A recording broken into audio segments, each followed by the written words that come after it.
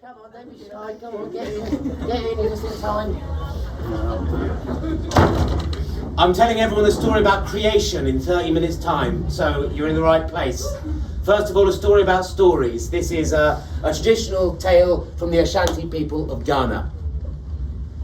Long ago, long ago, in deep time, this is myth time.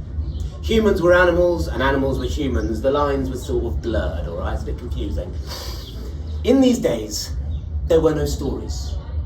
Nothing, no narrative, no stories whatsoever. All the people, they lived on the earth and all they did was sleep and hunt and rot, nothing else. They did not tell stories because all the stories were in the possession of Nyame, the sky god who lived up there in the clouds with a rainbow parasol over his head and a golden box, and in there was every story that had ever been told and every story that would ever be told and every story that you can even imagine. All of it in his golden box. Hello mate, come in. Sorry mate.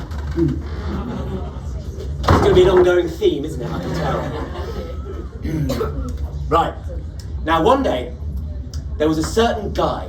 His name was Anansi, and he was a spider. And he was bored out of his brain. He wanted to hear a story, but he knew Nyame had all the stories. So what he did was he made a ladder out of his bum silk, and he made it into a ladder, and he climbed up to heaven. And then he approached Nyame, the sky god, and said, Nyame, I want to buy your stories. And Nyame said, ho, ho, ho, little spider, what makes you think that you can buy my stories? Many emperors and kings and wags have come trying to buy my stories, and they haven't got enough money. Money doesn't even exist yet. So how do you think you're going to buy my stories? Anansi said, name your price. And Nyame said this. Okay, little spider, bring me these three things. Bring me Onini, the leopard with teeth that can tear. And bring me Mboro, the hornets that sting like fire. And bring me Osebo, the python that can squeeze anything to death. Bring me these three things and you can have my box of stories, knowing full well, of course, that Anansi could never bring these three most powerful creatures up to heaven. And Anansi said, right you are, mate. And he scuttled down his web and off through the jungle. And he's scuttling along and he comes to the house of Osebo, the leopard with teeth that tear. And Osebo says, hello, Anansi, you're just in time for dinner. And Anansi says, all right, what's on the menu? And Osebo says, you are. And Anansi says, right, mate, you'll have to catch me first. And he scuttles through the jungle, right? And he's scuttling along, and Osebo was bounding after, and licking his lips, and he's going to eat that tiny little spider, just a morsel.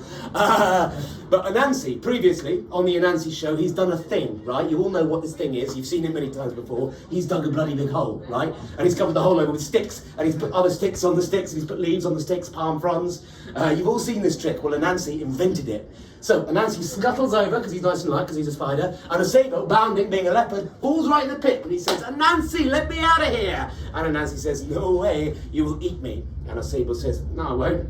And Anansi says, okay, I believe you. And he put a stick down, so Osebo could climb out, but he was ready with a machete, and he cut off his head! And his head rolls off, and Anansi says, now I have you, and he sticks the head back on the leopard, and he, tapes it up with his webs, and he puts it up in a tree, ready for Nyame the sky god. Next, time for Mboro, the hornets.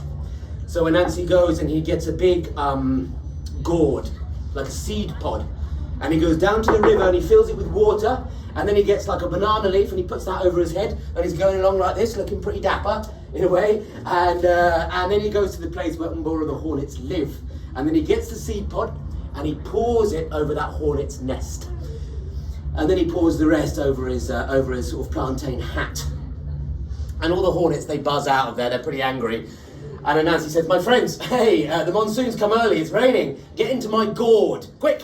And they're all like, cheers mate, and they get in there. I'm from the West Country, that's why I keep going in one show.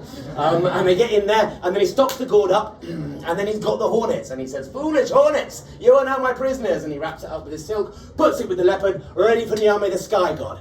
Next, time for Onini, the python that can squeeze anybody to death. So, what he does this time, he cuts down a palm branch, right? Nice long stick. And then he goes to Python's house, and all the while he's talking to himself, right, like a madman. He's going like, you stupid woman!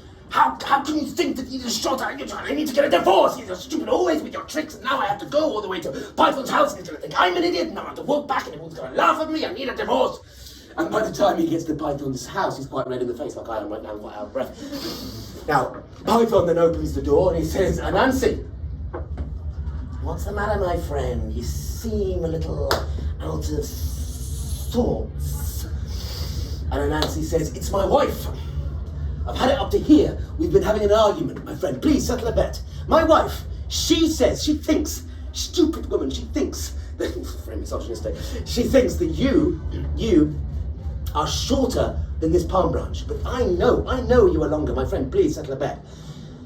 And only the Python that can squeeze says, certainly, my friend, just lay the stick on the ground and I'll slither up to it and you can measure me. So he lies out and he stretches out next to this palm branch, and Anansi ties one end on and says, stretch, my friend, stretch all the way to the other end, and then he ties his head on, right? And then he says, oh yeah, turns out, yeah, my wife was right. Yeah, sorry about that. But on the plus side, you're now my prisoner, so I'm going to take you and put you with the Hornets and with the Leopard and take you up to Nyame, the Sky God. So he bounds them all up in his bum silk, puts them on his back, climbs up his ladder to heaven, ascending beyond the material realm into the heavenly realm, and there is Nyame, the Sky God. And Anansi says, Nyame, I have brought you Osebo, the Leopard, Mboro, the Hornets, and Onini, the Python that can squeeze! Thank you very much.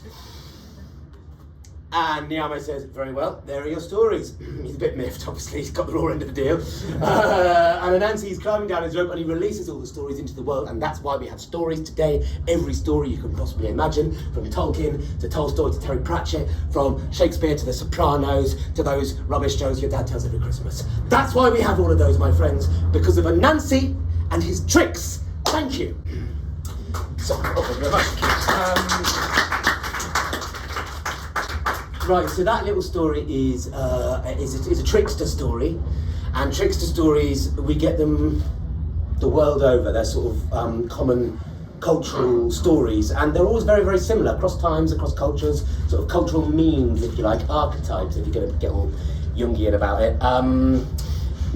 So some other examples of tricksters from sort of European culture might be the Norse god Loki, who plays Tom Hiddleston in the Marvel franchise very well.